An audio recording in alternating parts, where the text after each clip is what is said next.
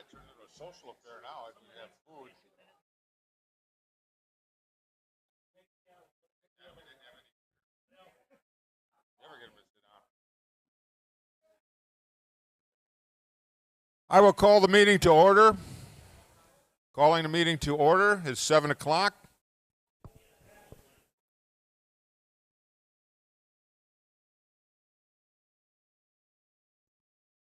Roll call by the county clerk.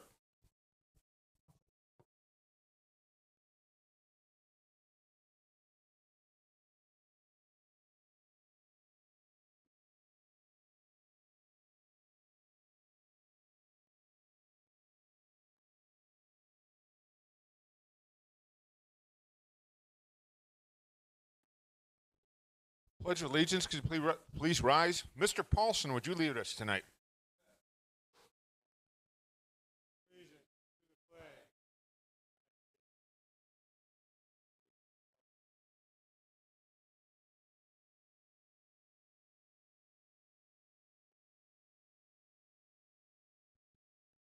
Moment to contemplate that the Packers beat the Bears. Have a seat.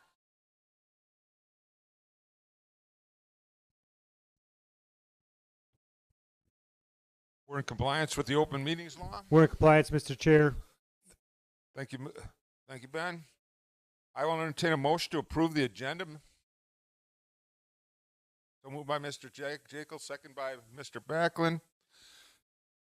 Any moves? Anything we need to move around for convenience? Seeing none, all in favor, say aye. Opposed? Hearing none, the agenda is approved. Approval of minutes, Mr. Winicky. I would move approval of the August 8th, 2023 minutes as submitted. Moved by Mr. Winicky, second by Mr. Paulson. Any corrections? Anyone you noticed? All in favor, say aye. Opposed? Hearing none, the minutes are approved. Communications, Madam Clerk.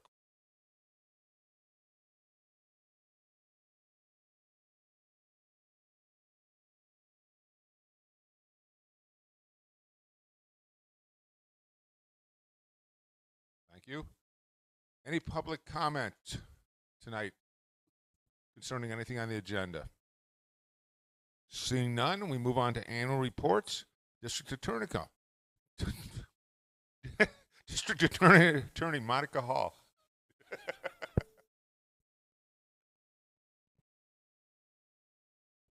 That sounds fine by me. Anybody have any objections to that? Sounds great.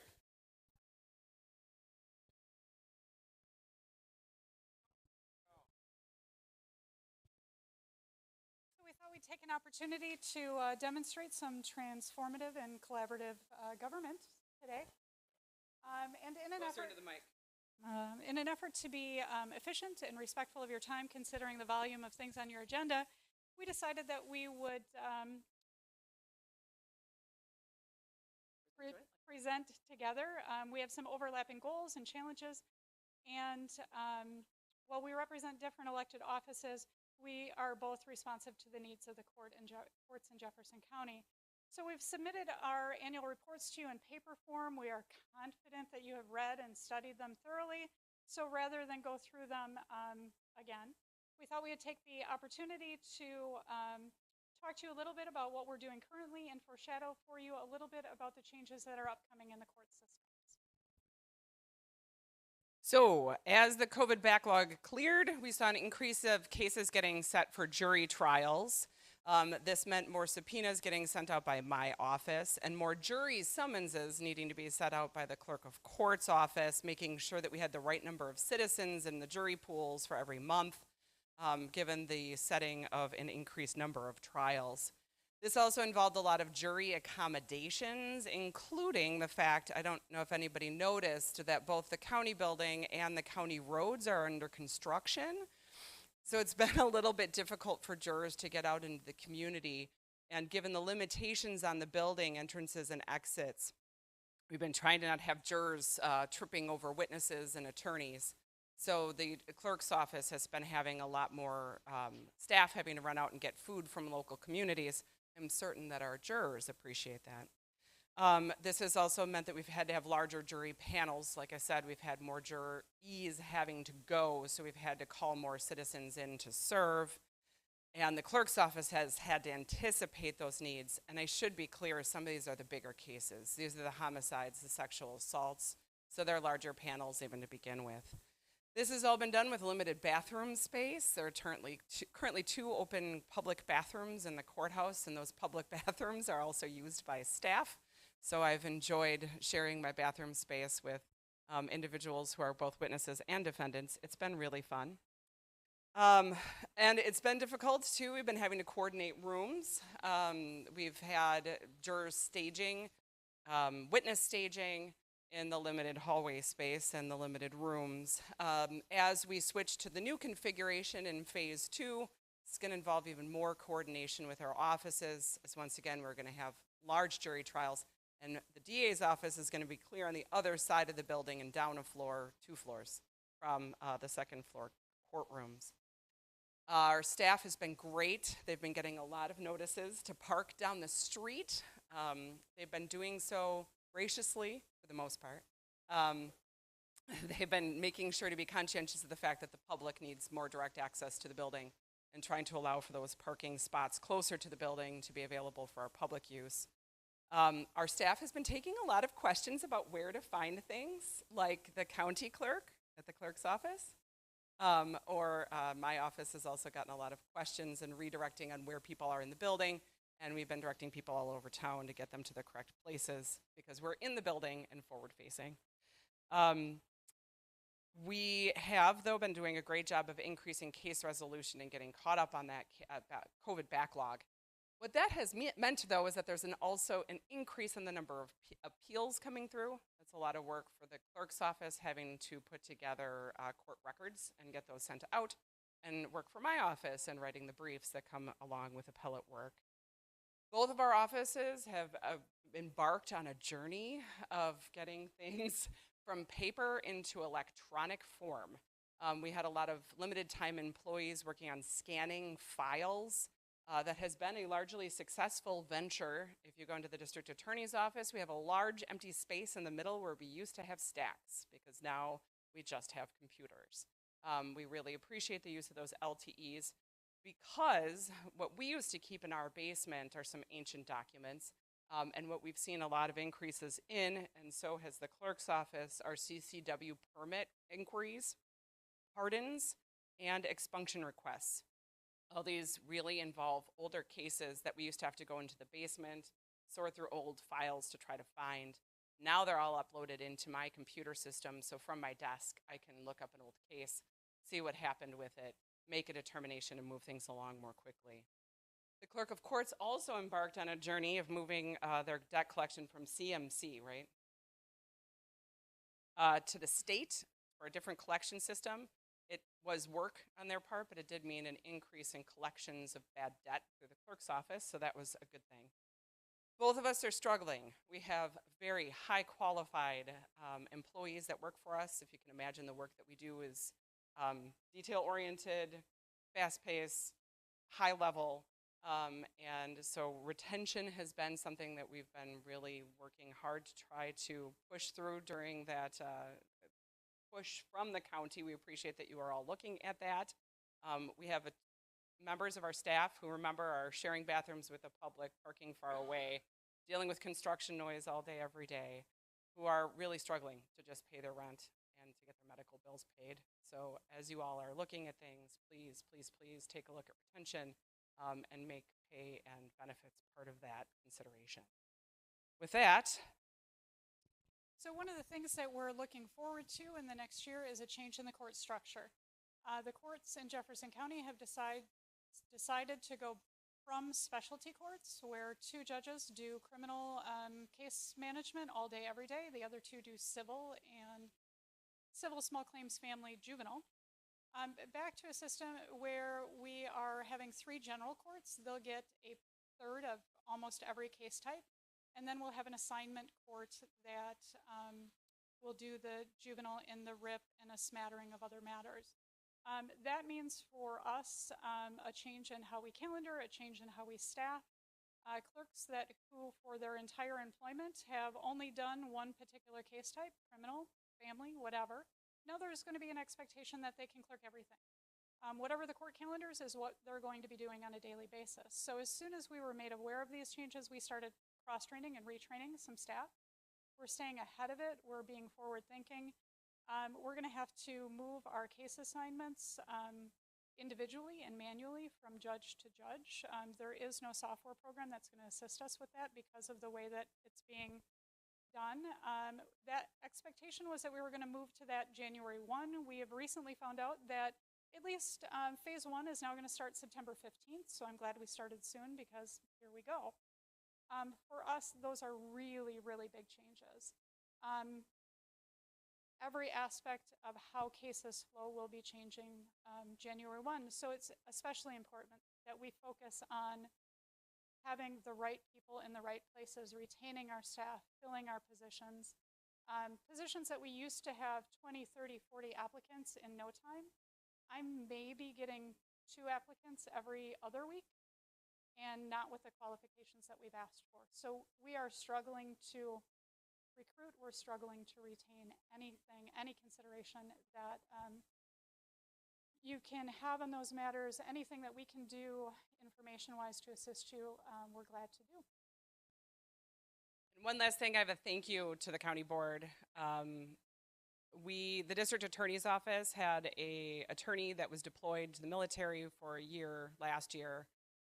He was serving overseas. His mission changed multiple times, but we were missing him for a year. The county allowed, through ARPA funds funneling through the county, for us to hire a second attorney while our attorney was on military leave. That allowed us to keep this high pace up while we were trying to catch up post-COVID. So it was a valid use of ARPA funds. We weren't sidestepping at all. We really needed an assistance. We actually ended up hiring a second individual who is also in the armed forces to fill in that year time. At the end of that year time, we had a very accomplished assistant district attorney retire so that we could retain the individual that we had hired in the interim. Genuinely appreciate it. It helped us with succession planning, so we didn't have to train somebody. We just had somebody ready to slot in. But we were recognized actually by the military for this action. The individual who we had replace or substitute in for Garrett Johnson, who was serving overseas, just so happened to be a member of the military. Garrett Johnson just so happened to be a member of the military. They're both incredibly brilliant and energetic attorneys. But apparently, because the county was thoughtful and allowed them to go on their military leave, and we checked in on them a couple of times, and we welcomed them back, and we're happy to see them. We received a Pro Patria Award for this year. And I feel as if that actually award went to me, but I feel like it really is deserved to be shared with the members of this room. I really do appreciate your assistance in helping us to have these individuals serve our country. Thank you.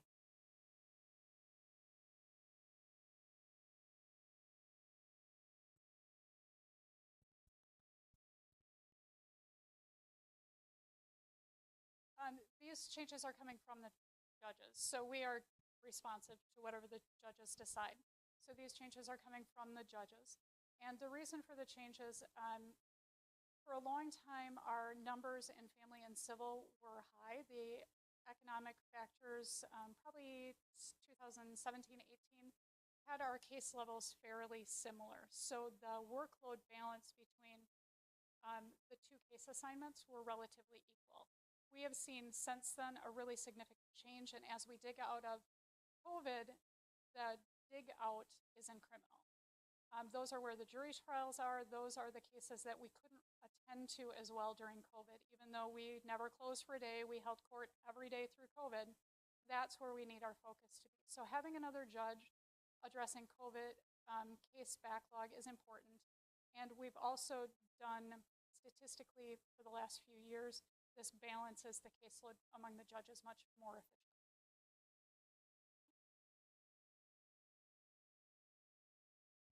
No more questions? Thank you very much. Takes us to annual report for Parks, Kevin Weissman.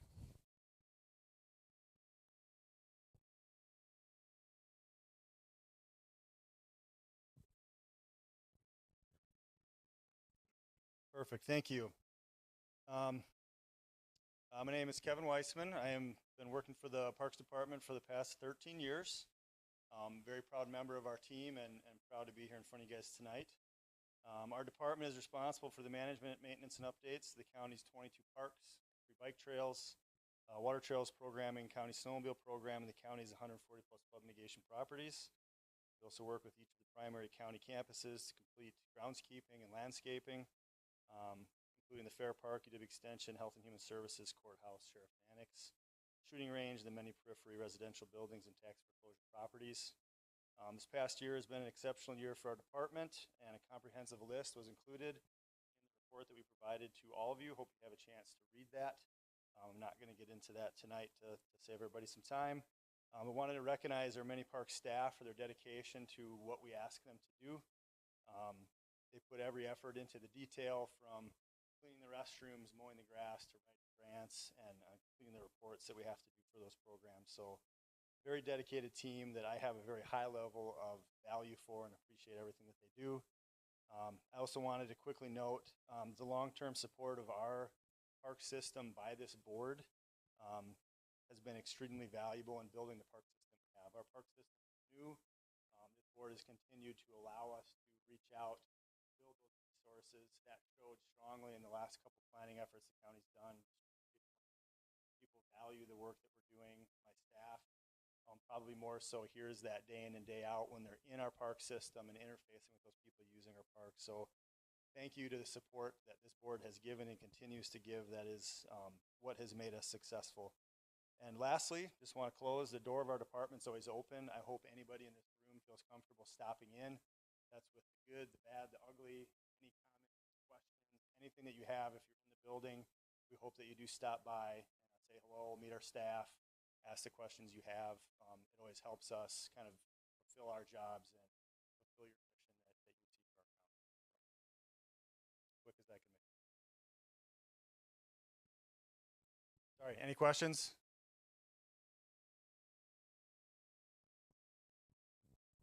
Thank you, Kevin. Next is medical examiner Nicole Tesh.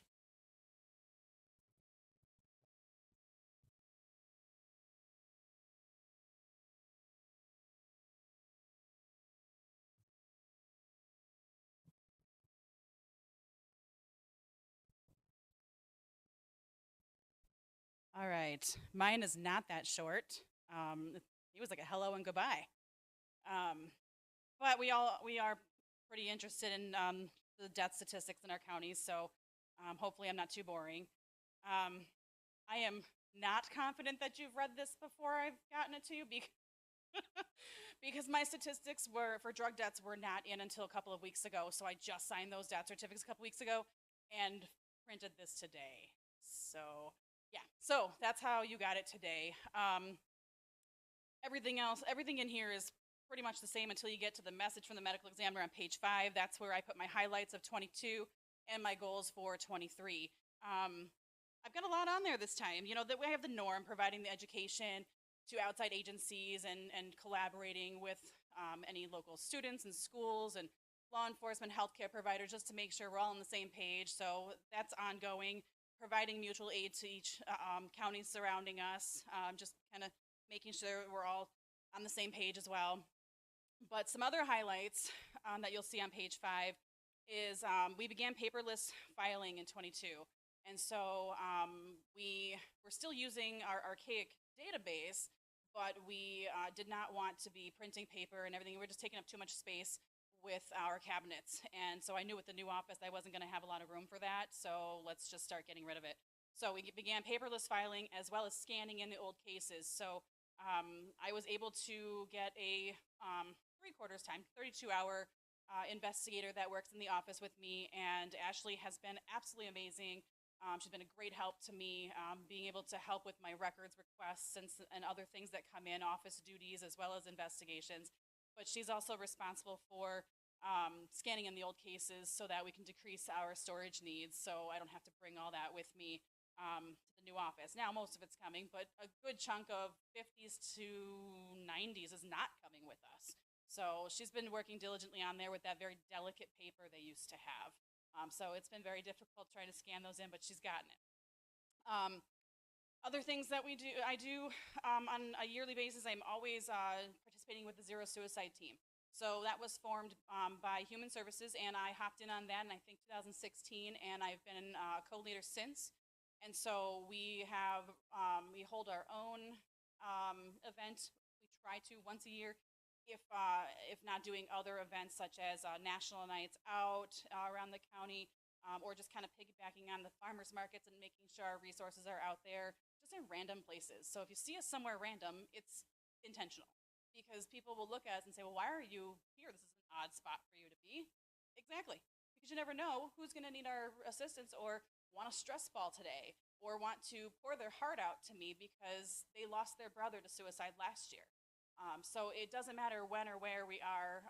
We always tend to affect somebody, and that is our goal. So I was encouraged to apply for a grant. So one of our team members who with lived experience, her son died by suicide, she was in cahoots with somebody else in the Jefferson area, and there was a grant to be applied for. And this grant, we had to specify what we would do with the money.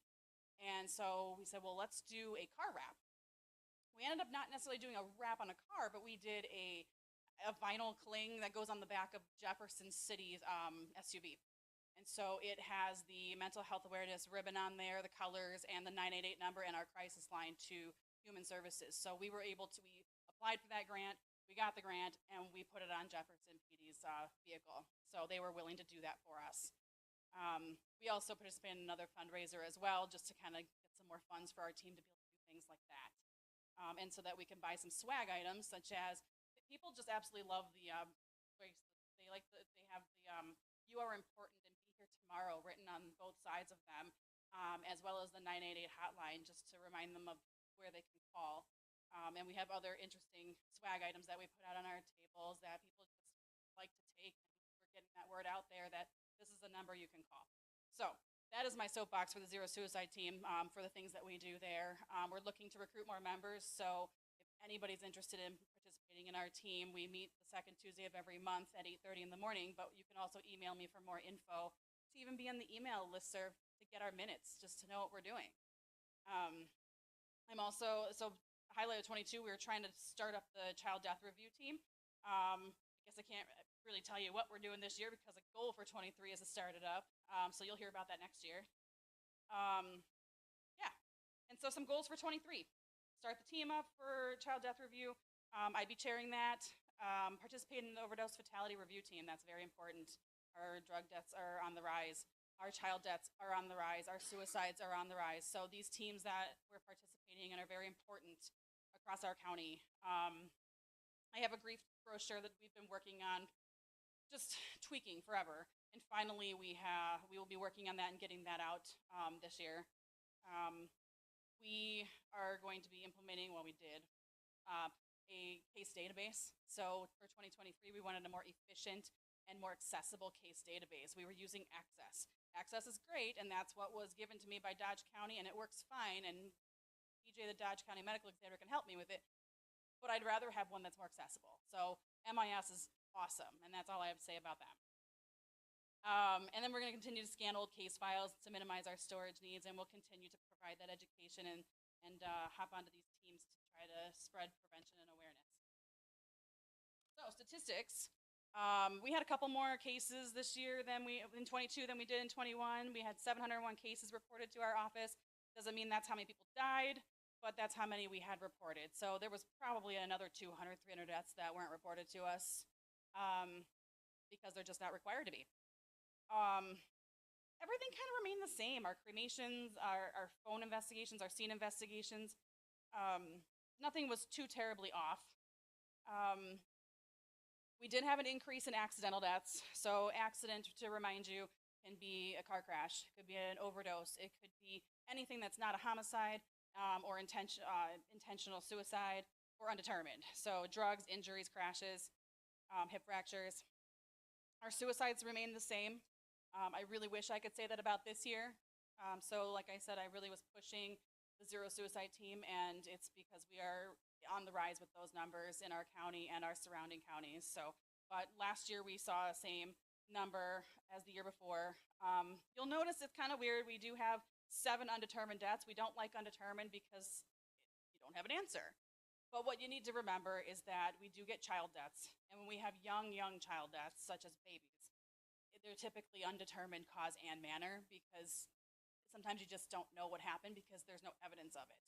So when you have 3 of those, that adds to that 7. We've also had an increase in not finding decedents for quite some time. And the longer they're down, the harder it is to get toxicology. So that can contribute also to not finding a cause of death. So that's another undetermined. And then sometimes you just don't know the manner. You have a death and you just don't know, did the person push them down the steps or did they fall down the steps? So that's not a good example, but that could be one of these examples of the other 2. So that's where we got the 7 undetermined. They had cause of death, but they didn't have a manner. Just going to quickly skip over the drugs and go right back to it though. But other statistics of interest, I've got the pathological exams completed. That sounds different because I usually say autopsies. But I trust Milwaukee County. We've been going to them since before I was here, and I've been here since January of 2015. They arrange their protocols and procedures based on what they feel the needs are and what's efficient. And so what they've started doing is just making sure that, well, if this case doesn't need a full autopsy, they're happy to do an external examination.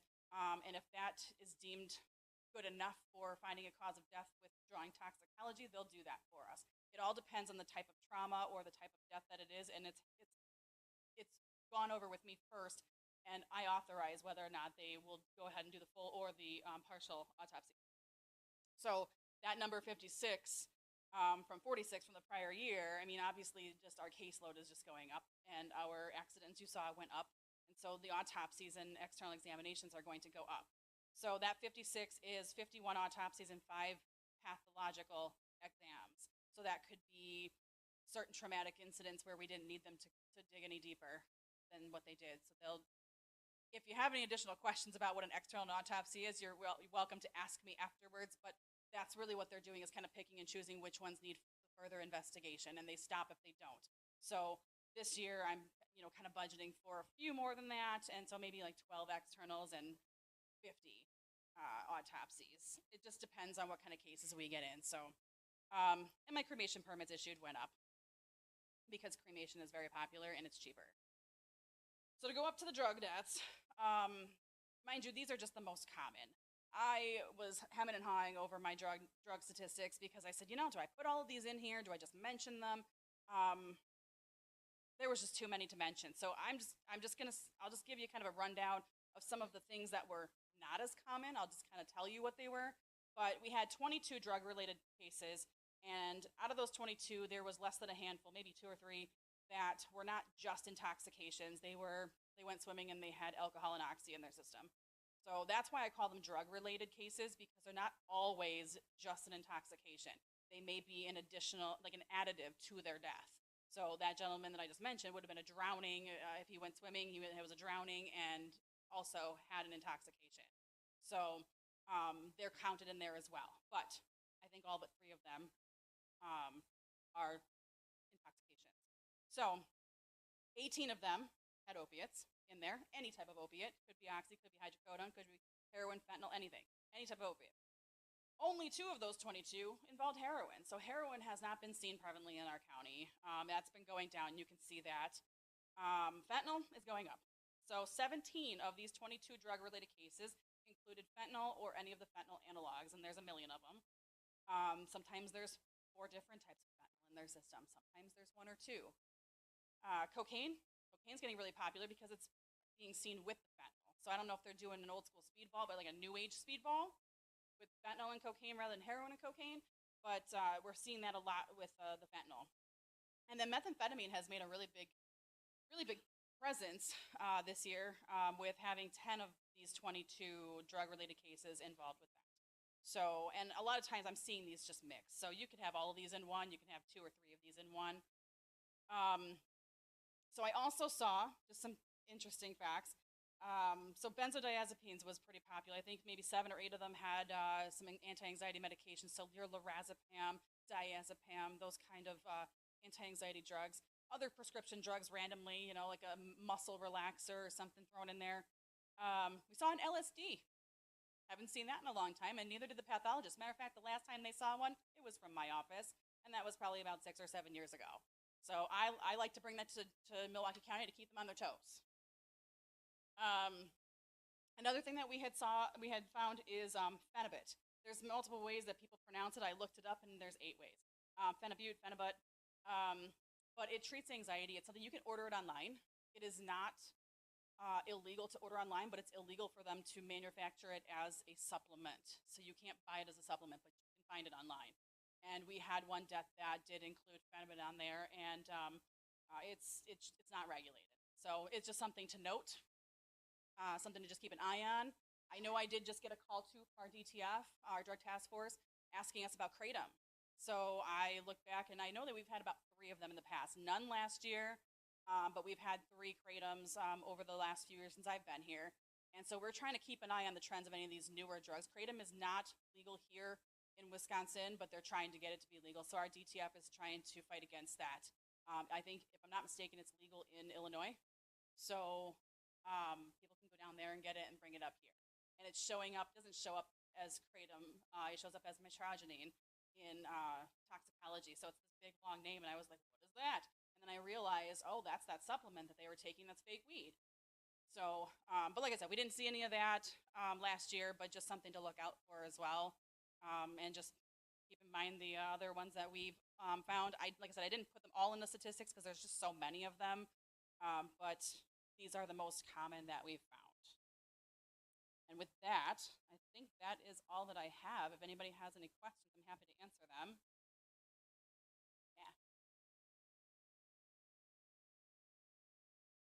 I can, yeah. And so I was looking at different ways that I can, and for you specifically for drugs,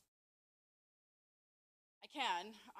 So I was looking at different statistics that I can do for next year and looking at other medical examiner offices. Not many of them do an annual report, believe it or not. So I was looking at Milwaukee's, and I was looking at some other statistics just around, and they broke it down by sex, by age brackets, and I can certainly do that. I know specifically it's not as common now for, let's say, the suicides. It used to be 45 to 55-year-old white males, and that has changed. It's gotten significantly younger and, believe it or not, significantly older. So I think throwing an age in there is a good idea, for sure. Any other questions? Thanks so much. Thank you. And last but not least, Human Resources, Terry Palm Kostrowski.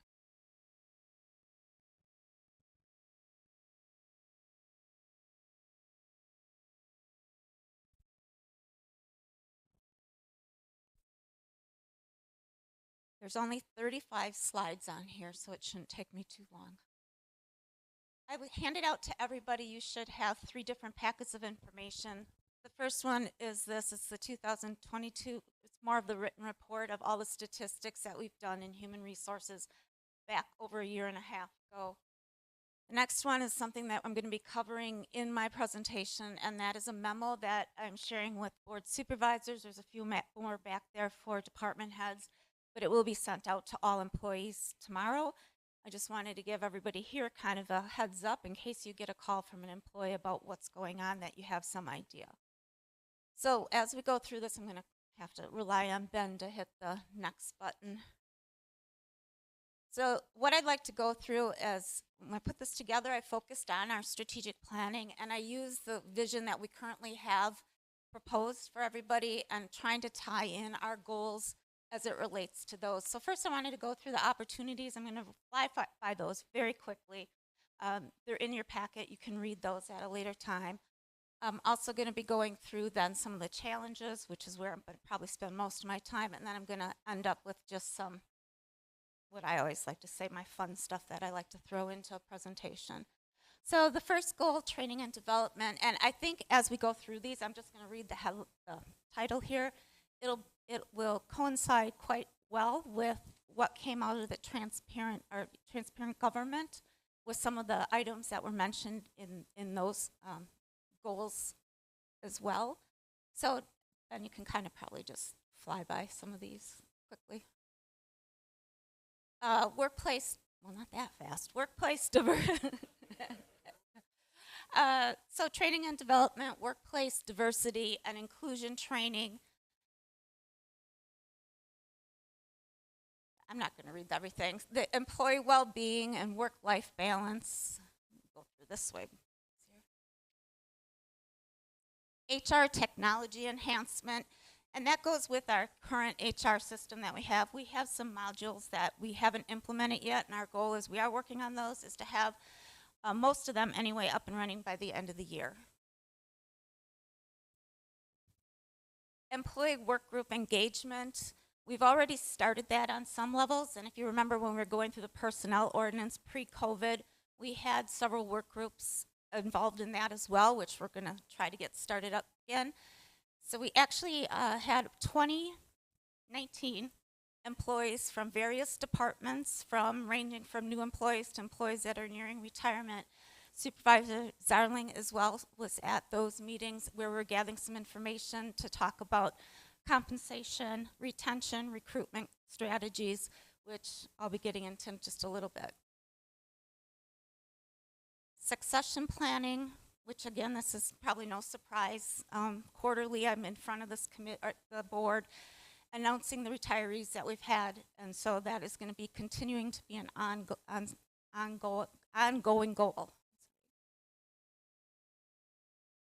Benefits enhancement, and again, none of these should be a surprise with the benefits enhancement. It'll also include taking a look at like our vacation plan that we have. There'll be a proposal coming to the board within the next couple of months on that.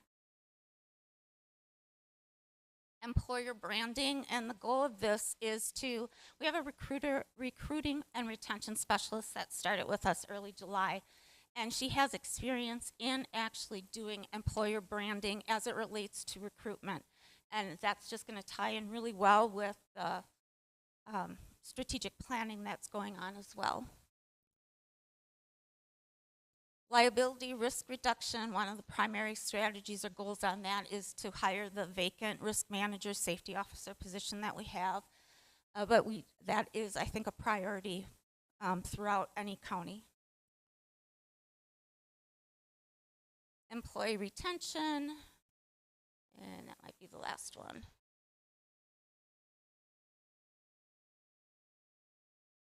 Oh, this one, effective communication. Again, that is what, am I already at 3 minutes?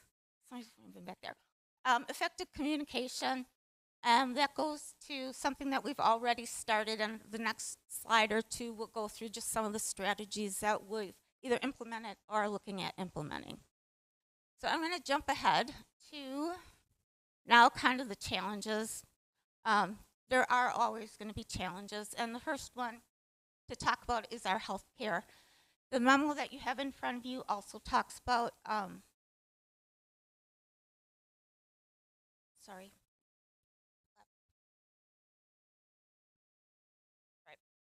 it talks about some of the challenges that we have right now with ETF through the state plan. But I wanted to go through a little bit of history.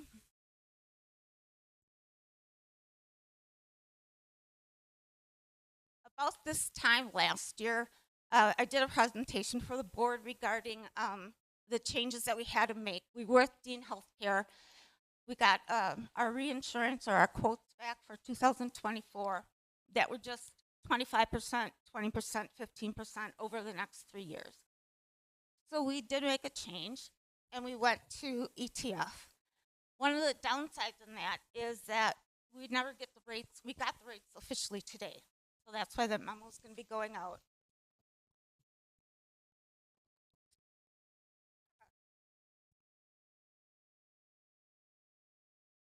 And unfortunately, it did go up on average a little bit more than the 11.1% that they were predicting a year ago. And what that, the other impact on that, if you remember, is that Jefferson County or any county cannot pay more than 88% of the average of the Tier 1 plans in the county. In 23, when we established our rates, that was based off of 3 different plans. For 24, there is one plan that is qualified under that Tier 1, and that is Mercy Care. So that plan went up approximately 10%. The GHC, Southwestern, which the majority of our employees take, split off just like Quartz did, and now they have a GHC Dane and a GHC neighboring counties. That neighboring counties, which we would fall in, increased over 20%. So the reason I'm talking to you is that in regards to what we're implementing budget-wise, it's still going to fall in for the county about what was budgeted, but for some employees, they're going to have to make a change, either if they want to keep a plan that go to Mercy, which is roughly going to be about $260 for a family, versus GHC, which is about $360, if I'm recalling correctly. So those are just some of the challenges that we had. We also, though, are in the budget, we have included in there the HRA contribution that we currently do.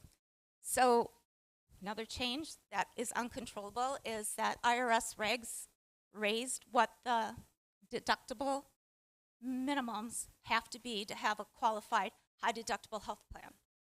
A lot of words, I know, acronyms throwing out. But the county then, the out-of-pocket portion did not increase. So I'm just going to talk in terms of family. A family plan is going to have to meet, I'm trying to remember, I put it up here, $3,200 out-of-pocket right away as the deductible. After that, they go into copays, and that's where you come up with your out-of-pocket. The county is funding essentially that gap, which is up to $1,800 for a family plan in a post-deductible HRA, which is what we're doing this year, and we do plan on continuing that in 2024. And then again, the last point on there is that we are continuing to offer an opt-out option for employees, and we had a significant number of employees take that in 23, over 40 employees. Some of them weren't going to take our plan anyway because the health insurance through a spouse maybe was less expensive, or possibly because of a provider that they wanted to see. But then others just found it was actually with getting that $6,000 in their pocket would offset the costs of a spouse's plan. So we may see more individuals doing that this year as well. The last thing I'm going to fly by really quickly on is where I talked about our work group and looking at the market and compensation. So we have gathered over the last year and a half information from comparable counties. And so we've had the work group we're talking to, trying to come together as, again, kind of that 80% consensus of what should those comparables be. You know, we were comparing counties such as Chippewa, that is nowhere really close to us, versus just our surrounding counties, including Dane and Waukesha, and then kind of going the surrounding counties and one over. And those are really the ones that I focused on when we looked at the market data, was that last one on here. And if we can just maybe jump ahead to the one, just kind of they can read that, one more, that one. So really just the findings of what we saw in that is overall, our beginning wages for most employees is not terrible. But as we move up to the top or the higher end of it, when people are nearing getting capped out, is where we started to see a bigger spread between wages in Jefferson County and our comparable counties. It's not consistent among all employees. We do have some employees or positions that are way over market, as well as others that are significantly under market. And we define that as at least 10% under market. So we are looking at making an adjustment immediately for those individuals in the 2024 budget. We'd also like to take a look at those that may be under market but not that much, up to that 7.5, 5, really between 5 and 10% below market, to try to bring them up to where, if they wanted to go next door to Dodge County. So those are just some of the things that we want to make sure that we continue to do. I got a couple of laughs up here. So that's always my goal. So I'll take, I think, any questions. Really, all of this is in your packet. I'm not going to sit here and read it to you. But if there is anything I can answer. Gary, I got a question. You said some of them were over market. Is there a plan to integrate that in the future? That's actually one of the things that we're working with the work groups on is to try to come up with a compensation system that will respond to the market more quickly. Right now, if everybody gets a 3%, right? Unless they're in the union, but everybody gets the same. So those that are above market are going to continue to grow above. Those below aren't going to make, you're not going to catch up. So we are looking at addressing that and having a policy that would hopefully address that as well. There would never be an intention to lower somebody's pay by any means, because I know that was a concern in the work group. Any other questions? Oh.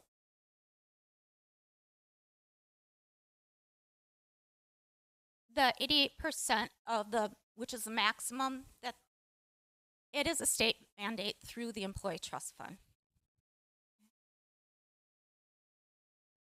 Okay. If there's nothing else, I do have 3 fun things. Oh, he took it down. Oh, no. Well, anyway, there were some little cartoony things to go through that I was hoping to get a couple of chuckles out of, but especially the last one, if you look at that one in the back. If anybody does have any other questions and you want to address after the meeting or just stop by my office, please do so.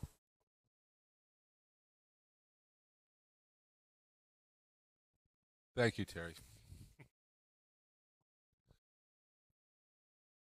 Having no questions for Terry, we'll move on to our committee reports, resolutions, and ordinances. Finance Committee resolution entering into an intergovernmental agreement with the City of Watertown for the purchase and restoration of property at the 100 Western Avenue, Watertown, Wisconsin.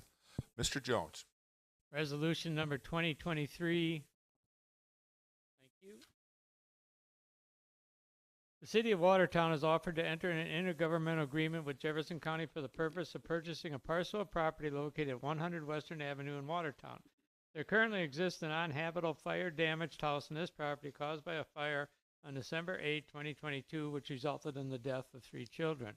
The city's intent upon acquisition is to remove the remaining portion of the structure, which has become unstable and a potential danger to the public, and restore the land which remain a vacant parcel of property. Additionally, because the structure is situated on a corner lot, the structure before and after the fire continues to obstruct the view of traffic traveling on intersecting roads adjoining this property. Acquisition by the city and removal of this structure will improve safety along these roads. The current owner has agreed to sell this property to the City of Watertown in exchange for the city paying all outstanding and future real estate taxes, which total $2,978.27. The intergovernmental agreement obligates the city to acquire the property, pay all real estate taxes through 2023, razz the damaged structure, and restore the land. The obligation of Jefferson County is to pay the city the amount of $2,978.27 as the county's contribution towards these costs. The estimated cost of raising the fire damaged structure currently on property is estimated by the City of Watertown to be $30,400. The Finance Committee considered this resolution at its meeting on September 6, 2023, and recommended forward to the County Board to authorize the Jefferson County Administrator to enter into an intergovernmental agreement with the City of Watertown for the purchase and restoration of property at 100 Western Avenue, Watertown, Wisconsin, at the cost not to exceed $2,978.27. Fiscal note. The total cost of the intergovernmental agreement is estimated $2,978.27, which will be funded through a contingency transfer into the county administrator's budget. The County Board of Supervisors authorizes the Finance Director to make the necessary budget adjustments to carry out this resolution. This is a budget amendment. County Board approval requires a 2/3 votes of the entire membership of the County Board, 20 votes of the 30-member County Board. Mr. Chair, I move for passage of this resolution. Moved by Mr. Jones, second by Mr. Jekyll. Questions? Discussion? Seeing none, this is a roll call vote.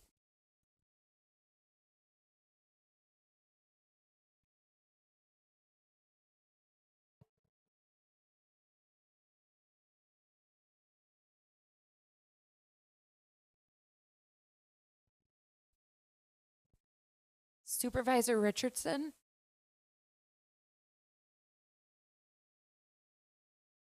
Supervisor Herbst,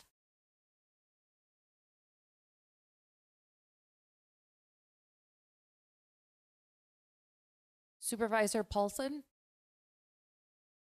Supervisor Roberts.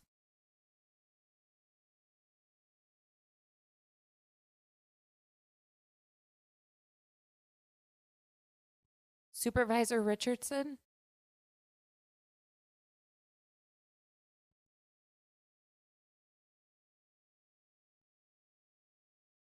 we have 30 yes, 0 no, and 0 absent.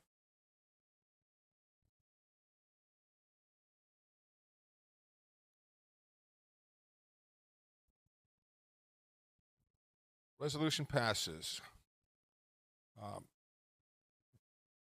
Item B, resolution authorizing the sale of county-owned farmland located on State Road 26 bypass and Business 26 to William Stady.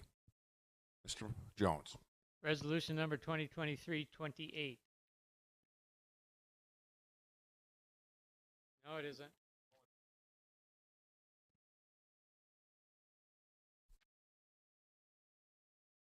It's the one in your packet. On September 1, 2023, the Jefferson County Corporation Council received an offer to purchase 3.109 acres of county-owned land from William H. Stoddy in exchange for payment of $21,763, which equals $7,000 per acre. The 3.109 acres is part of a larger parcel of county-owned farmland consisting of approximately 331 acres, of which 328 acres are currently being leased for agricultural purposes by Jeff and Monica Gerner and is known as the Countryside Farm.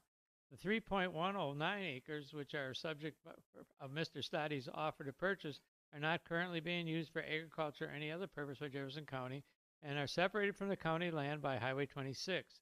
The property adjoins farmland owned by Mr. Stoddy and is located at the State Road 26 bypass and Business 26, tax parcel number 241-0614-1544000 on the south side of Business 26 and east side of State Road 26 bypass, as more particular described in the maps attached to this resolution.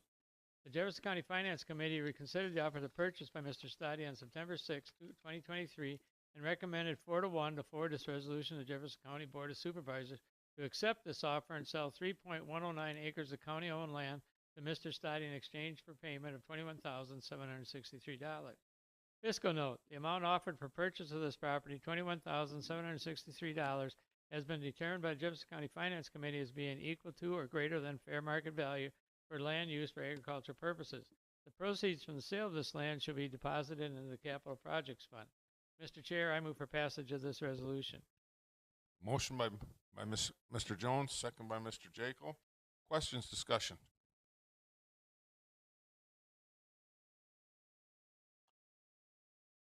Mr. Gulick. Thank you. I want to speak. I'd like to speak in opposition to this resolution. I think there are many. I have many concerns with the resolution itself. I'll try to go through them as quickly and as pointedly as possible. Mr. Chair, I provided you with some images yesterday. Is it possible to display those images at this moment?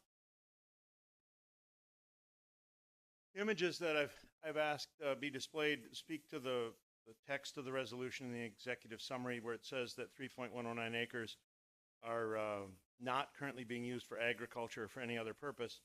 Indeed, they are being used for agriculture. I did some research on the property itself using the historic side of Google Earth and discovered that the property has been tilled and farmed since at least 2020. That's the last date, the earliest date at which good imagery is shown. If you scroll through those, you'll see the images from 2020 to 2023. They're, in essence, all the same imagery of the property that we're talking about, which indeed has been farmed. This resolution seems to aim at putting an otherwise unused piece of property back into agriculture. I'm arguing that this property is already being used for agricultural purposes, and it's simply that the county hasn't collected rent on that property in the past several years. I also have concerns about the timing of this sale. insofar as that the land has been orphaned from from the rest of the county farm for 15 years. And there seems to be a great rush to sell this property at this moment. At the same time, we have sold other county farmlands for much higher rates. And I think everybody's cognizant of that from our recent meetings, and specifically our most recent meeting of a month ago. I also have concerns with the fiscal note that would direct, if this sale goes through, that would direct the $21,763 to go into the capital projects fund, when the board rules and the finance committee rules state that proceeds from the sale of county farmland should be leveraged to protect other farmlands permanently from potential development. And I'm not sure that putting the funds, if this sale goes through in the capital projects bucket, indeed puts those monies in the right place to protect other farmlands from future sale. I've spoken on several occasions over the last 2 months to Jeff Gerner, who has an interest in renting this land if it's available to rent, and renting it to him as part of the county farm would satisfy the last two whereases of returning this or keeping this land in agricultural use. Thank you. Meg Turnbull. I had a question about what is the current zoning of that land? Is that in Ag 1? And is there any way to ensure that it will remain in Ag 1 and not be converted almost, within the next year or two into a commercial property thing? I believe it's within the city limits, so it's not. Yeah, my understanding, Supervisor, it is in the city limits. It has a designation for egg production for the city limits, but it's within that urban service area for planning purposes. And so they could potentially turn around and sell it in a couple of years for any kind of development that they wanted to at a much higher rate? They would have the right to approach the city for that parcel related to requests for potential rezoning conditional use process in accordance with their processes. Okay, because my curiosity being if it was assessed at agricultural land, but it's within city limits and can be developed, that should have been a consideration of it. And if this was to go forward, I would think that this would need to be amended to somehow ensure that it's not going to be turned around and made a profit on taxpayers. In terms of turning it around and making a profit, we would have no way of knowing that looking into the future. There's an access road, if you look at the map again, down the middle, that gives the right-of-way to I'm going to get it mixed up here, the Stadi farm. And then the tree area, I believe, over on the right is in a floodplain. So the land, just that one little section on the left side where the arrow is now, is what's just being farmed.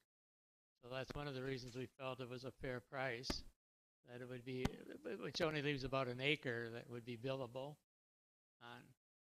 Concerning the proceeds going into the capital project funds, that is a segregated fund because board rules say that sale of county-owned land will determine where it ends up by the finance committee, and we're having the same with the Nestle money, and this money, if it goes through, would be put in this capital project fund to be decided later how it would be used. It would not necessarily be used for capital projects. It would be up to the finance committee and then have to be approved by the county board as a whole.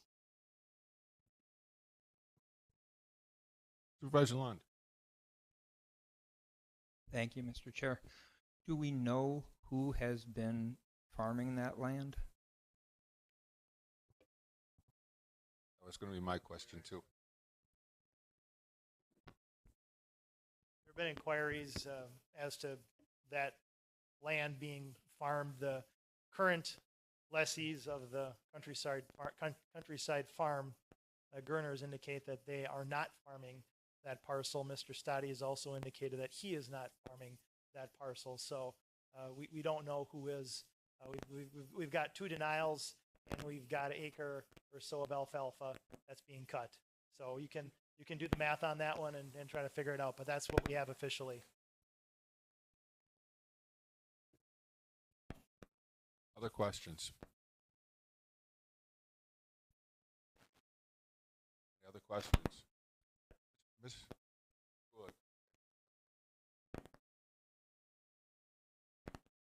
When the question was asked, if we know who is farming that land, my colleague in front of me nodded his head in the affirmative.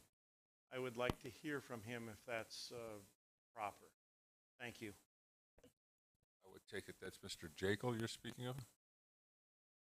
Mr. Jekyll, and Mr. Gross is after that. Thank you. I can't say as I know affirmatively who is farming it. I can tell you from conversation from one of the farmers there that yes, he did mow wheat, grass down to keep it neatly, keep the weeds out of it, stuff that way, just because he'd like to protect his end of it. To another comment to any other supervisor that's worried about this becoming something sold off separate, this is the whole purpose. This person wants to buy this is to continue it as ag land. And if anybody knows them, they've been a very long-standing agricultural related family in the county that has done nothing but want to keep farmland and use it for farmland, not to go build or sell it for industrial purposes or other things like that, which, if you look at it like Mr. Waymeyer had mentioned, it'd have to go through city conditional use and whatever permits to have something happen to this in the future. Just from knowing how, most cities work, they don't go spot zone way out of their way, especially when, if it's in city jurisdiction, you would have to bring utilities and services to that, which is a major cost at where that is located at for a property. Knowing farmland like I do, that is only about maybe 1.12 acres that, is actually farmable to the reasoning. Some of the, how do you want to say, long-standing history is that parcel became that because when the state ran the bypass through, they cut Mr. Stoddy's field basically in half, and then they had to actually put in that and acquire that easement for them to access their property. So that's why they were actually asking for it, so they knew they would always have the right to get into their farm field, not have to deal with somebody building, say, a quick trip in there and not be able to get into their field to access it and properly farm it. And I guess that's about all I can add for comments, other than I did have Mr. Mark Rise do a little digging for me. And back in 2008, when the county sold our property for right-of-way and stuff for the new bypass, a big section of it, almost 85 acres, sold for just over $18,000 an acre, but that was a great big section of it.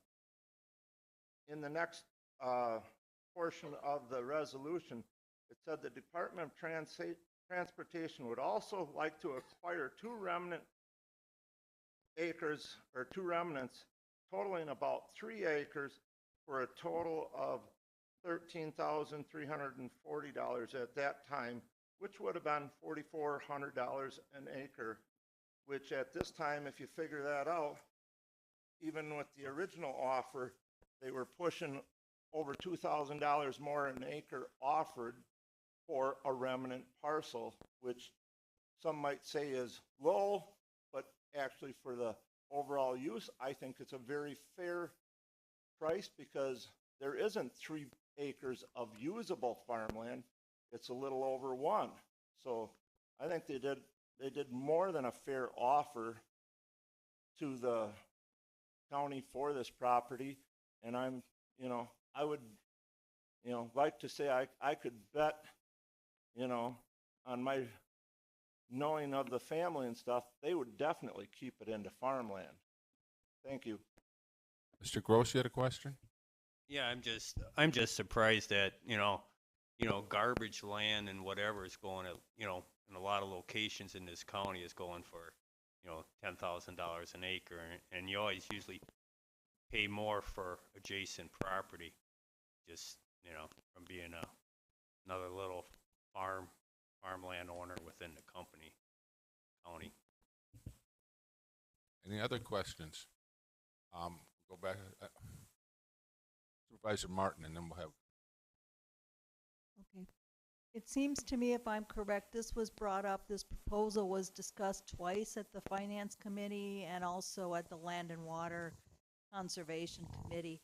It raises questions because we don't have a clear policy in place about purchasing land like this that's in-county farmland. It seems to me that to be fair and to be clear about what we're doing and consistent in future actions that we take, that we need a policy. Thank you. Supervisor Gulick. One comment in response is that the land has not simply had the weeds mowed on it, but in fact, if you scroll down to the last picture, it's had alfalfa planted in it, from which a first cutting was taken this year, and it hasn't been touched since. That's just a comment. The last image was taken yesterday, in fact. My question for the Finance Committee is, it says the Finance Committee has determined that this is equal or greater than the fair market value. Has the Finance Committee employed or used a certified appraiser or considered the highest and best use of the land in coming to the dollar value per acre that's stated in this resolution? Thank you. Want to answer that question? There was a motion at the August Finance Committee meeting to have the land appraised. That motion lost 2-3.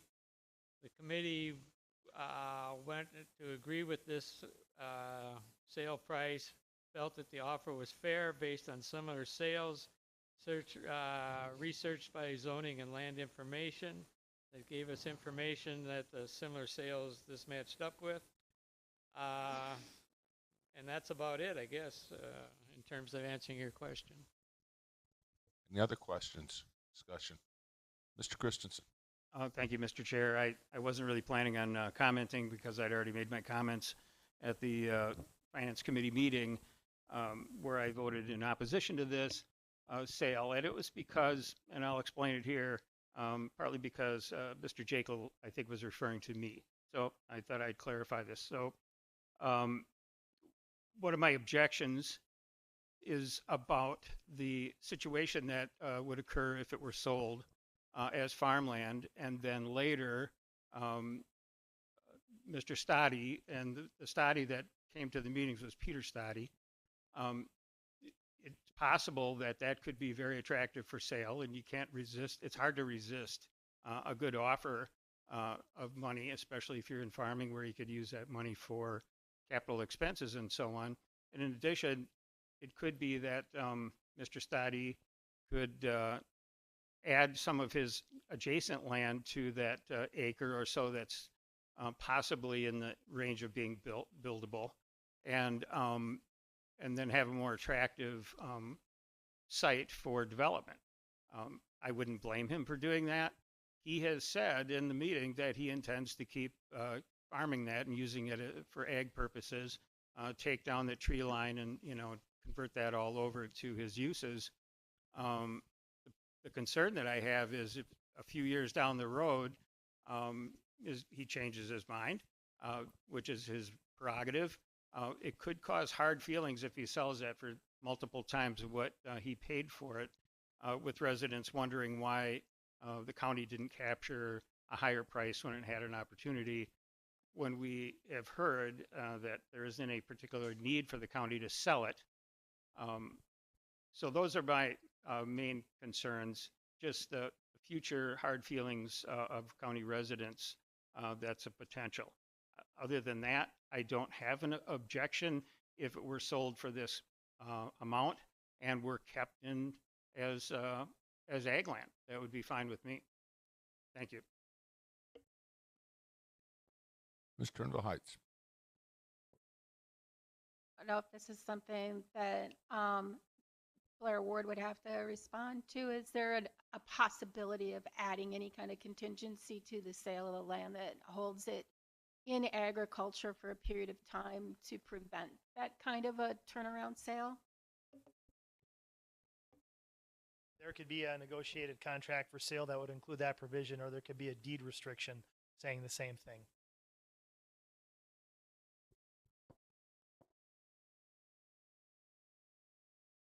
Could I propose an amendment to this that would hold it, say, for like 10 years in agricultural purposes? Yes, you may. Then I would so move to amend this with a condition of sale to be held in agricultural purposes for 10 years from the time of sale, if the sale goes through, if the board agrees to it. Would a second for Mr. Backlund? Discussion on the amendment.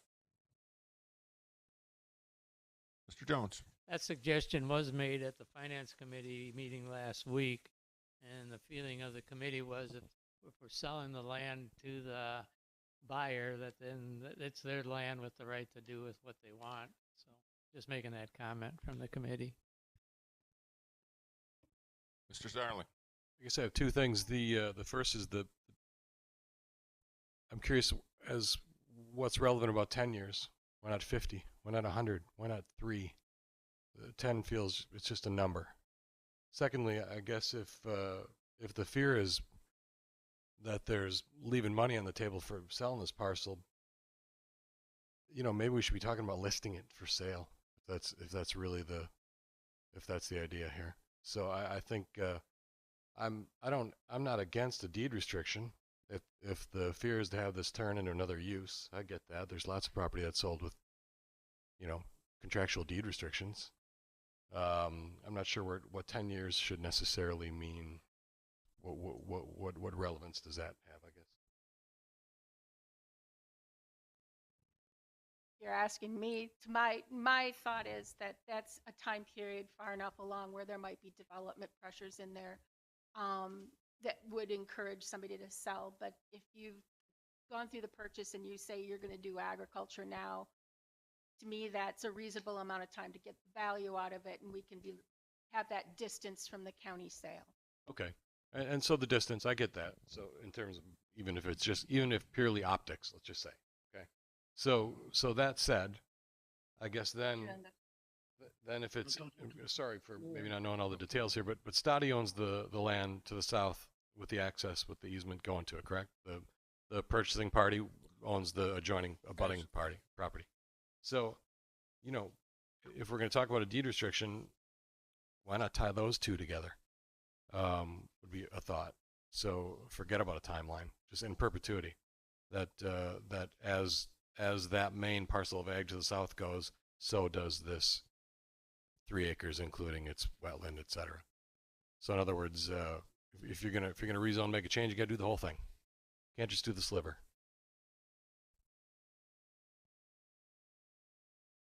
Any further discussion on the amendment? Seeing none, we'll vote on the amendment first. Everybody clear what the amendment is? Deed restriction for agriculture for 10 years. All in favor, say aye. Aye. Opposed? Let's take a roll call vote here.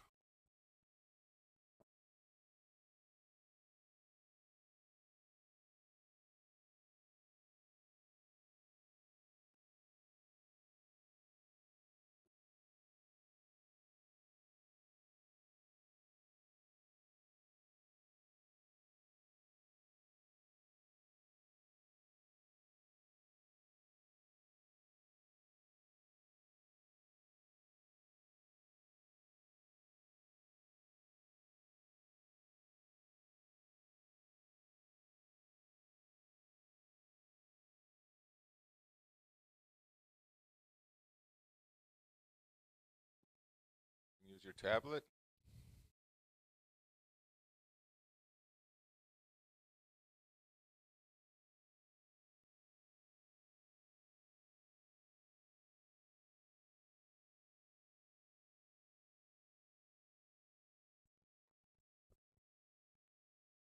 Supervisor Richardson,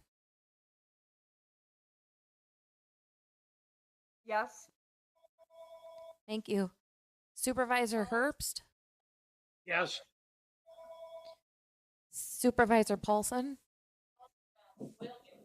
Supervisor Roberts, Yes. we have 16 yes, 14 no, 0 absent. Guys, just a quick note that it came up on my screen anyway that it was my motion. It was not my motion. No, it wasn't. It was a motion by a supervisor. Just to making sure vote it's, for it. it's recorded as such. So the amendment passes. Now we have the resolution as amended. Further discussion on that. Mr. Jones. Just to summarize here, the offer came to us unsolicited, correct, Mr. Ward? I mean, to be completely honest, we weren't even aware that we had these 3 acres out there.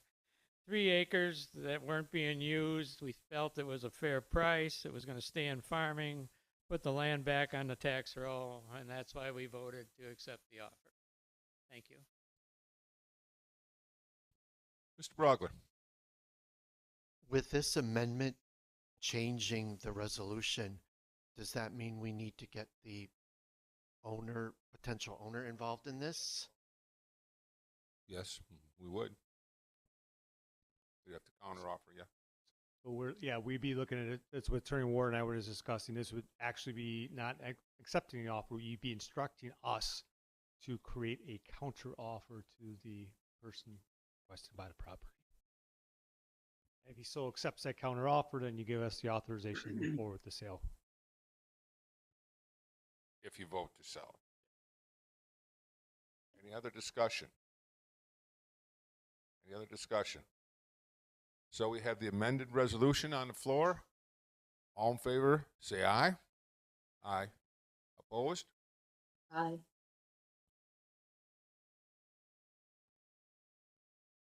Pardon? I didn't catch that, Ben. Mr. Chair, if you could clarify what was said in terms of that you're requesting The the main motion as amended. The motion as amended, the original motion as amended is on the floor to sell the property with the deed restriction. And obviously that would require a counter offer to the possible buyer. Is that understood? All right, let's vote again. All in favor, say aye. Aye. Aye. Opposed? I think the ayes had it. Unless you can call for a roll call vote if you desire. Okay, roll call vote.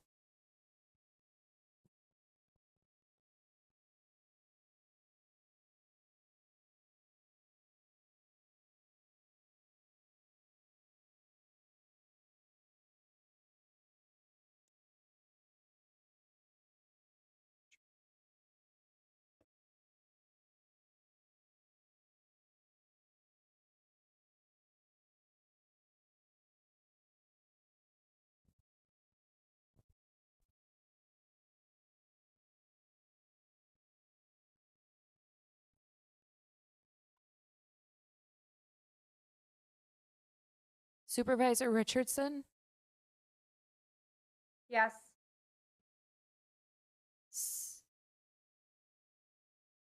Supervisor Paulson, Supervisor Herbst, Yes.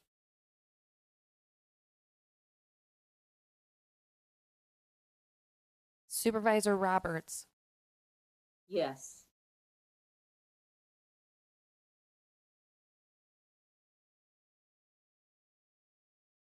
okay, we have 26 yes and 4 no.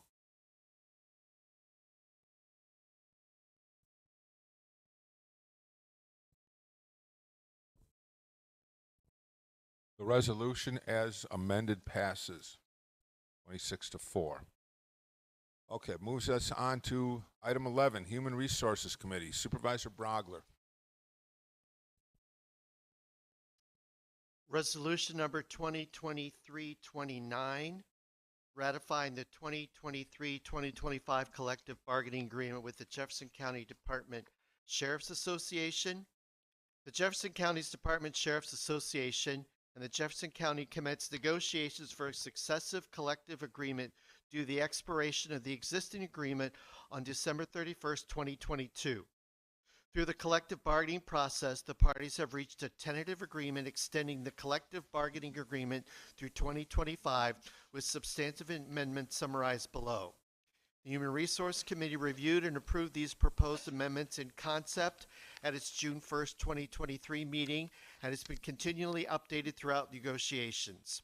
This resolution ratifies the amendments and tentative agreements entered into between the Association and Jefferson County for a successive collective bargaining agreement from January 1st, 2023 through December 31st, 2025.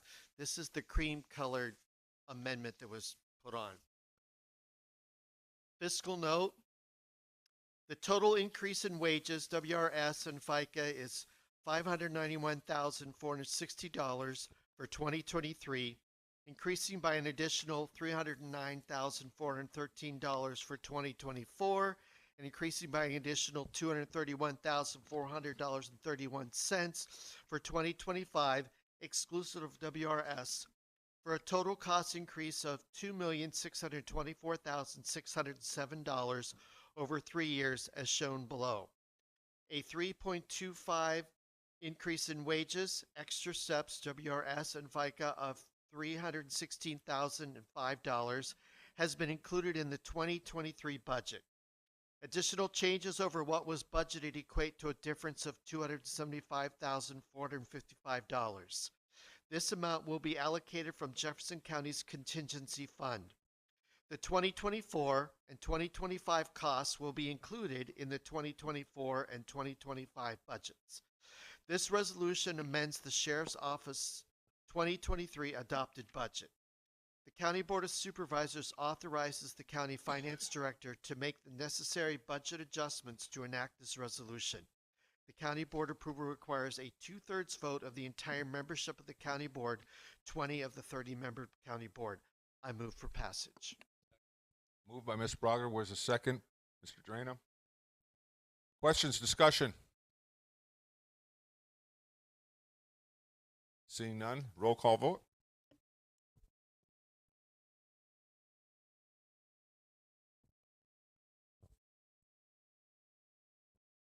Supervisor Richardson, Yes. Supervisor Herbst, Yes. Supervisor Paulson, Supervisor Roberts. Yes.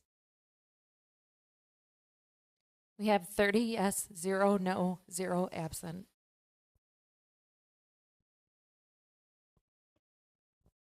Takes us to item 12, Human Services Board. Supervisor Jones authorizing the county administrator contract with Whiffley for behavioral health market analysis to assist in determining how to utilize future opioid settlement proceeds most effectively in partnership with Rock and Walworth counties. Again, Supervisor Jones. Resolution number 2023-29.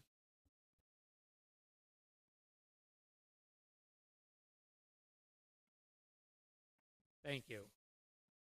In response to the opiate epidemic, Jefferson County, along with 70 other Wisconsin counties and numerous other local governments, engaged in litigation against certain manufacturers, distributors, and retailers of opiate pharmaceuticals to hold the opiate defendants financially responsible for the county's expenditure of vast money and resources to combat the opiate epidemic. In December of 2021 and March of 2023, Jefferson County entered into 2 separate settlement agreements with multiple opiate defendants resolving pending claims in exchange for monetary compensation to be received over an extended period. Pursuant to the terms of the settlement agreement, all opiate settlement proceeds must be used for opiate abatement measures as defined in said agreements, including assisting and covering costs that the county incurred in providing care to those impacted in developing plans to prevent future damaging effects from opiate use. The first round of opiate settlement proceeds was utilized to fund a crisis response position focused on opiate response and assist the drug treatment court. In preparation for future distribution, Jefferson County has been working with Rock County and Walworth County to explore potential opportunities to work collaboratively on this issue. To further investigate these opportunities, Jefferson County, in coordination with Rock and Walworth County, seek to engage WIPIT, a Wisconsin-based accounting and consulting firm, to conduct a behavioral health market analysis. WIPIT analysis will estimate current and future needs for behavioral health treatment, both mental health and substance use, to determine gaps in treatment capacity, provider supply. Based on its analysis, WIPIT will offer recommendations for future behavioral health investments and identify opportunities to grow, consolidate, or expand services based on need. Section 6 of the Jefferson County Purchase Order, Source Selection and Contract Formation subsequent, or sole source procurement, states that a contract may be awarded without competition when the purchasing agent determines in writing, after conducting a good faith review of the available sources, that there is only one source for the required supply, service, or construction item, and when allowed by law, WIPIT was selected as a sole source procurement after determining that other firms which provide similar to services focus on the operational sides of behavioral health, while WIPIT is uniquely differentiated from these other agencies through both an holistic approach to need planning and the depth of experience with rural healthcare providers in the state of Wisconsin. WIPIT serves over 3,500 healthcare clients nationally, with 660 clients in the state of Wisconsin alone, and nearly 120 representing behavioral health organization. WIPIT's methodologies have been utilized to help public, private, and government-owned hospitals and healthcare entities in the state of Wisconsin understand the community's behavioral health service needs and provide them with the supporting justification they need to make sound capital investment. Additionally, Jefferson County neighbors, Rock County, and Walworth County are also utilizing WIPIT for their behavioral health demand planning needs, which could result in a more cohesive planning process for Jefferson County regional needs. The cost for each county to participate in the market analysis is estimated to be $40,000 and will be paid with the opioid settlement proceeds. The Human Service Board considered this resolution at its meeting on July 11, 2023, and unanimously recommended forwarding to the Jefferson County Board of Supervisors to authorize the county administrator to contract with WIPIT for completion of a behavioral health market analysis and engage in partnering with Rock County and Walworth County on these efforts. Fiscal note. The cost for Jefferson County to participate is estimated to be $40,000 and will be paid for with opiate settlement funds via the county's opiate abatement account. The County Board of Supervisors authorizes the County Finance Director to make the necessary budget adjustments to enact this resolution. This is a budget amendment. County Board approval requires a 2/3 vote of the entire membership of the County Board, 20 votes out of the 30-member County Board. I move for passage of this resolution. Moved by Mr. Jones, Supervisor Jones, second by Mr. Johns. Questions, discussions? Supervisor Morris. In the third paragraph of the executive summary, the last sentence says that this group will offer recommendations for future behavioral health investment. And the word that has got me questioning here is the word investment. So, other than the rain falling on us right now, does anyone know how is that word investment being used? Our Human Services Director, Brent, will answer that question. Thank you. Yes, the reason they use the word investment is as they develop this roadmap between what current behavioral health services we have in the county, the missing behavioral health services we have in this county as related to the opioid epidemic, and they use that and contrast that with the future growth. They want to make recommendations as to how do we invest these opioid funds to make sure we're meeting the needs moving forward as it relates to the opioid epidemic.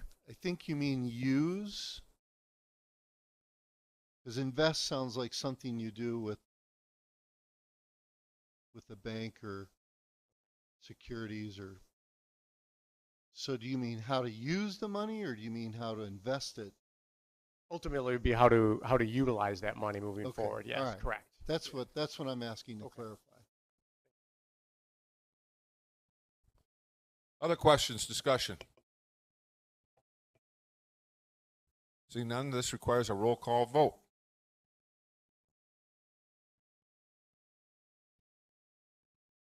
Supervisor Richardson, Yes.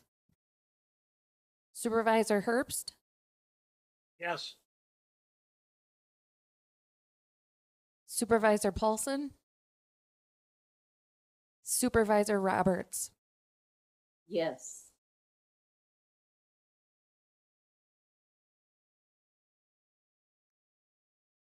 Okay, thank you. Supervisor Drana is a yes. We have 30 yes, 0 no, 0 absent.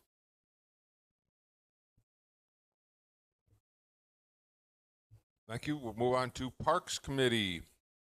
Resolution authorizing conservation aids grant application for planting of a 2.1 acre prairie improvement at Korth Park. Supervisor Christensen. Thank you, Mr. Chairman. I have resolution number 2023-31. The Wisconsin Department of Natural Resources Fish and Wildlife Management Grant Program was created to assist counties in the improvement of fish and wildlife resources. The program was established by the Wisconsin Legislature in 1965 and provides matching funds for a growing list of county-sponsored fish and wildlife habitat projects. The Jefferson County Parks Department will apply for financial assistance through this program to improve 2.1 acres of low diversity, cool season grasses with a high diversity prairie planting that will support pollinators, birds, and other wildlife in Korth Park. The project will include the removal of existing vegetation followed by a seeding with a blend of native shortgrass prairie plants via a drill seeder. The total cost of the project is estimated at $5,000. This grant application will request up to 50% of the total project cost to be used toward the project in the amount of $2,500, which will be matched by both parks, staff labor, and a memorial donation. Any additional costs above and beyond those provided by the grant will be funded through donations held by Jefferson County for the benefit of Korth Park. The Parks Committee considered this resolution at its meeting on September 7, 2023, and recommended forwarding to the County Board to authorize submission of a grant application, and if the grant is awarded, accept grant funds up to $2,500 with a $2,500 matching allocation through donations, county staff, labor, and volunteer labor. Fiscal note. The total cost of this project is estimated at $5,000, which will be funded through the CCA grant in the amount of up to $2,500, with the balance funded through donations held by Jefferson County for the benefit of Korth Park account as number as provided there, and staff and volunteer labor. The County Board of Supervisors authorizes the Finance Director to make the necessary budget adjustments to enact this resolution. This is a budget amendment. County Board's approval requires a 2/3 vote of the entire membership of the County Board. Mr. Chairman, I move for adoption of this resolution. Moved by Mr. Christensen, second by Supervisor Callahan. Questions? Let's go. Mr. Paulson.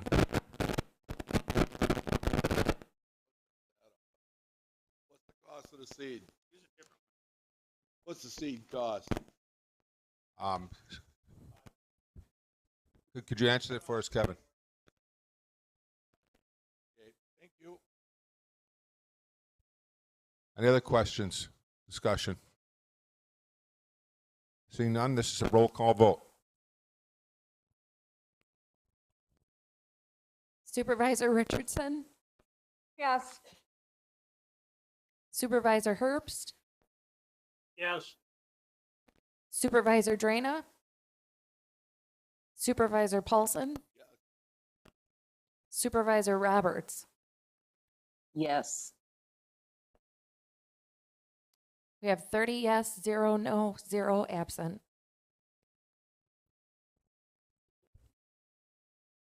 Also from the Parks Committee, resolution amending the Jefferson County Parks Ordinance. Supervisor Christensen.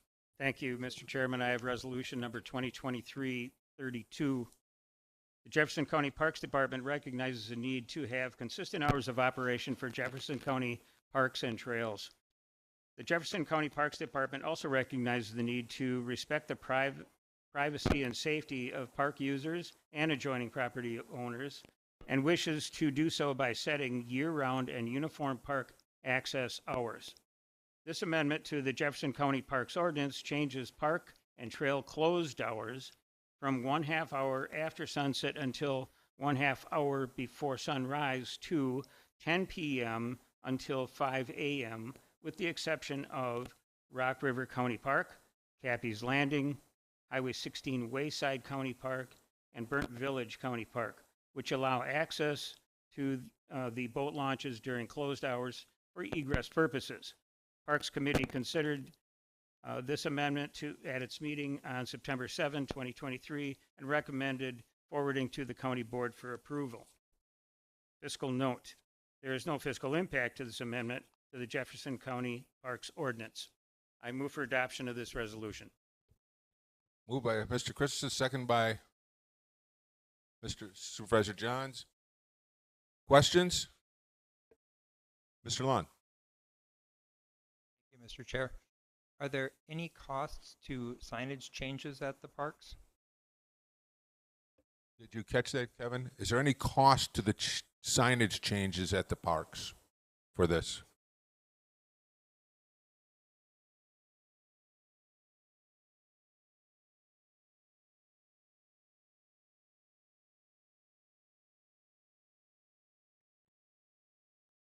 Any other questions? Discussion? If not, all in favor say aye. Aye. Aye. Aye. Opposed? Hearing none, resolution passes. Takes us to Planning and Zoning Committee report. Approval of petitions. Supervisor Jekyll. Thank you, Mr. Chairman. Report to the honorable members of the Jefferson County Board of Supervisors. Jefferson County Planning and Zoning Committee, having considered petitions to amend the official zoning map of Jefferson County, filed for public hearing held on August 17, 2023, as required by laws pursuant to Wisconsin statutes. Notice thereof having been given and being duly advised of the wishes of the town boards and persons in the affected areas, hereby makes the following recommendations. Approval of petitions as listed, dated this 28th day of August 2023, Blaine Paulson, Secretary. Takes us over to ordinance number 2023-11, amending the official zoning map. Whereas Jefferson County Board of Supervisors has heretofore been petitioned to amend the official zoning map of Jefferson County, and whereas petitions as listed were referred to Jefferson County Planning and Zoning Committee for public hearing held on August 17, 2023, and whereas the proposed amendments have been given due consideration by the Board of Supervisors in open session, now therefore be it ordained that Jefferson County Board of Supervisors does amend the official zoning map of Jefferson County as follows, and they are listed there. I move for approval of this ordinance. Moved by Mr. Jekyll, second by Mr. Paulson. Mr. Kennard. Okay. Do noted, Mr. Kennard is abstaining. Questions, discussion? Seeing none, all in favor say aye. Aye. Aye. Aye. Opposed? Hearing none, the ordinance passes. Resolution adopting a public participation plan for amending the Jefferson County Comprehensive Plan and Agricultural Preservation and Land Use Plan. Supervisor Jekyll. Thank you, Mr. Chairman. Resolution number 2023-33. Jefferson County Planning and Zoning Committee recently reviewed the Jefferson County zoning ordinance and recommended reviewing the A3 agricultural and rural residential zoning district provisions. After review, the committee recommended amending the language to allow for existing A3 zone lots to be redivided. Currently, the county comprehensive farmland preservation plan and zoning ordinance do not allow for the existing A3 zones to be further divided. In order to amend this section in the zoning ordinance, the comprehensive plan and the farmland preservation plan also need to be amended. In order to amend the plans, the county board must adopt the public participation plan. The Planning and Zoning Committee met numerous times to review the A3 zoning standards and proposed amendment language on July 31st, 2023, and the Planning and Zoning Committee voted 4-0 to initiate the amendment process. The Planning and Zoning Committee considered this resolution on August 28, 2023, and voted to forward the attached public participation plan to the county board for approval. Fiscal note, this resolution will have no fiscal impact. I move for adoption of this resolution. Moved by Mr. Jekyll, second by Mr. Paulson. Questions, discussion? Supervisor Turville Heights. Curiosity, does this mean any A3 can be divided as much as it wants?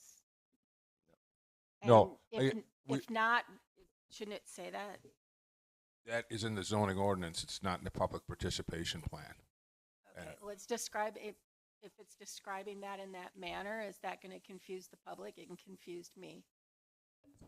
Matt, you want to address this? I could do it too, but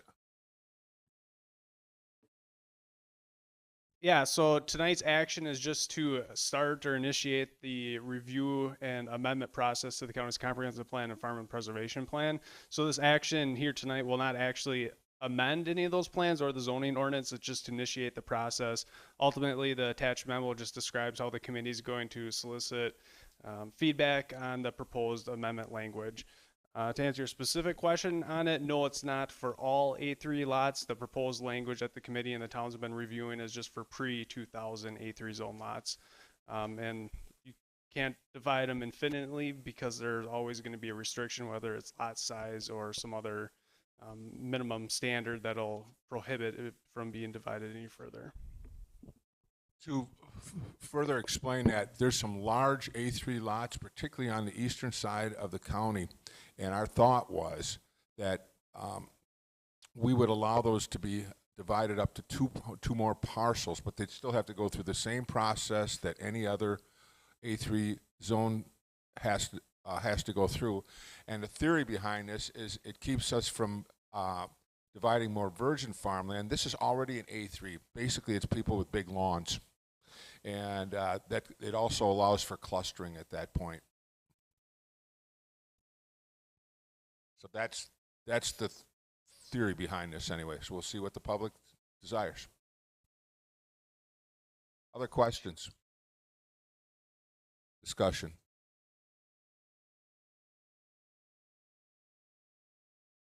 All in favor, say aye. Aye. Aye. Aye. Aye. Opposed? Hearing none. The resolution passes. Takes us to public comment of a general nature. Do we have any public comment of a general nature? None tonight.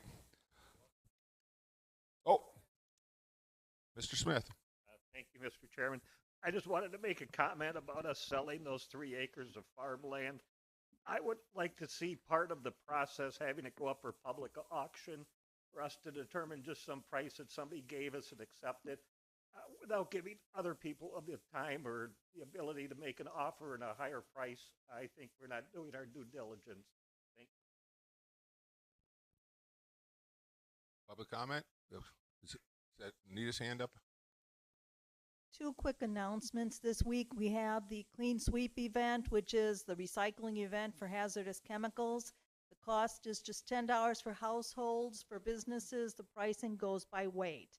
It takes place Friday, September 15th, this Friday from 3 until 5:30, and Saturday morning, 8 until 11 at the Watertown Public Works Building, the Street Department Building, 811 South 1st Street in Watertown. They are asking to go ahead and call to set up an appointment time, or for more information to call zoning, the solid waste, 920-674-7430. And then the second quick announcement I have is that we have an upcoming music festival on Saturday, September 23rd from 9:30 a.m. until 9:30 p.m. An all-day festival, Music in the Mills at the Selgin Grounds off County B or Lake Street in Lake Mills. There will be 4 great bands food trucks, beverage tent with soda, beer, local wine, and the cost is $15 in advance, $20 at the door. Kids under 12 are free, and all proceeds after expenses benefit local community members. So if you're interested in ticket information, please see lakemillsrotaryclub.com. Thank you.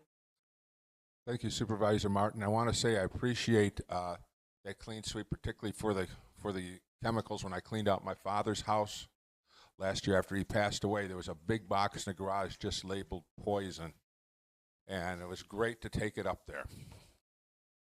Mr. Waymeyer. So this is the last evening we should be here for a county board meeting. So plan on it being our next meeting on October 10th. That will be over at the new place. As I mentioned in some emails, we intend on doing a soft rededication of the north part of the building. For those who have not driven by, we're also doing some extra things around the statue in honor of service members and our first responders. So kind of a little dedication with the flagpoles there as well prior to our county board meeting. So more details to follow, but I know you all will be disappointed. The other question is we're going to start beginning to look at how we handle committee meetings over at the courthouse. Please be patient as we work through that because we are trying to coordinate that here soon with the court schedule as well. Because as you heard today from the DA and the clerk of courts, even with more space, we still have the logistics of moving space around. So please be patient as that goes forward. Thank you. I have one announcement. Supervisor Smith was our alternate on the Railroad Commission. I've elevated him to the voting member to take Kathy Bonner's spot. And if there's a community member that's interested in the future for the alternate position, let me know. Anything else? Any other announcements? Then we will enter into closed session with a roll call vote. The closed session convenes closed session pursuant to 19.85 parent 1, Parent E, Wisconsin statutes for deliberating or negotiating the purchase of public properties, investing of public funds, or conducting other specified public business whenever competitive or bargaining reasons require a closed session for the purpose of discussing on selling county-owned farmland.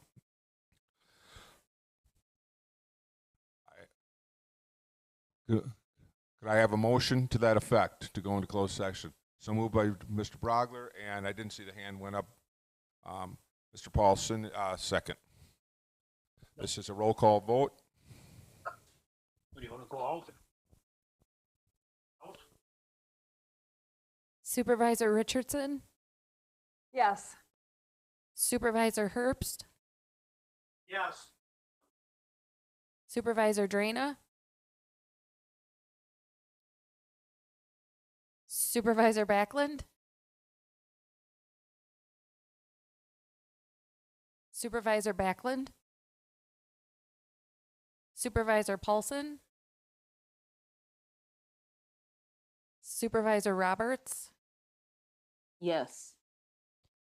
Supervisor Jones? Supervisor Zarling? Supervisor Gross? Supervisor Lindell? We have 30 yes, 0 no, 0 absent.